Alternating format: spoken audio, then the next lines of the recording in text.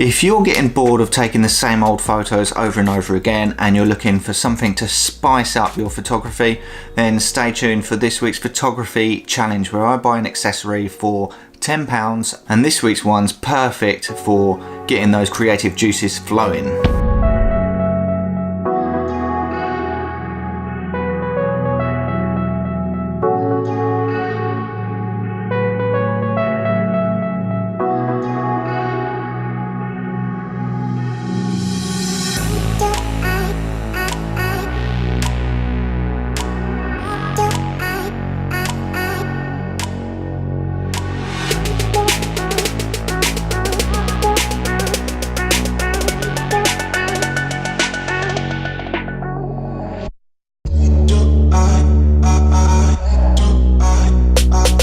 Yo guys, Marlon King here. This week is another photography challenge for under £10.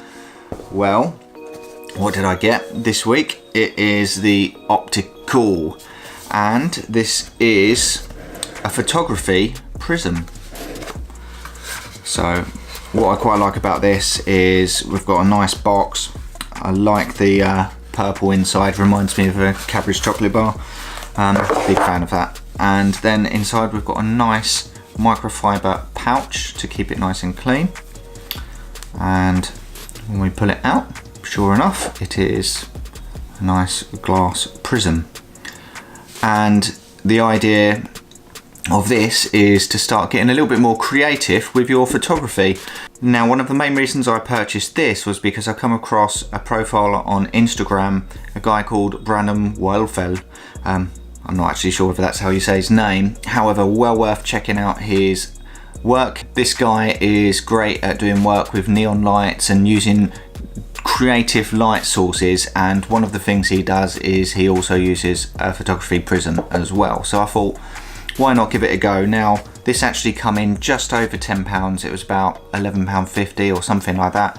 However, I still think it was well worth purchasing. Now, I've tried a few little shots with it, and I must say I'm not getting results quite like he is, but as with everything, that's the whole idea of challenging yourself, not only to purchase something cheap, but to actually try different things. Like sometimes taking a normal portrait or a normal landscape, maybe you've done that loads of times before and you just want to do something different, and this is where something like a quick little easy accessory that you can carry around in your bag is going to come in handy and switch it up a little bit.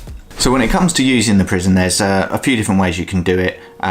Firstly, you can just find your light source and start playing around with it and getting it to create some nice little patterns. The other approach, and ignore this really old camera for demonstration purposes because I've got my main one over there. As you're holding the camera, switch hands. As you're holding the camera, you can put it in front of the lens.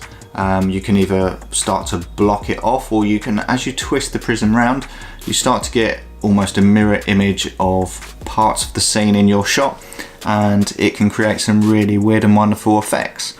Now, disclaimer, I've only used this a few times and it's a little bit more tricky than you may think, but equally you might just be very lucky in your scene or with your lighting, and you might find you get some good results straight away. But hey, no one said it's going to be easy. It's really worth trying these things out, and I think this was a great purchase to start inventing and creating new things with photography.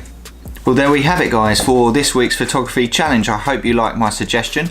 Leave me a comment below if you do indeed already own one of these, or if you're planning on buying one, and let me know how you get on. I'd love to see some of your photos.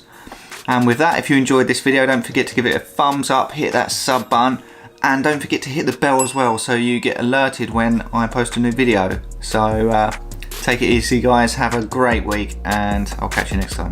Peace. Because I come across a profile on Instagram, a guy called Brandon Woelfel.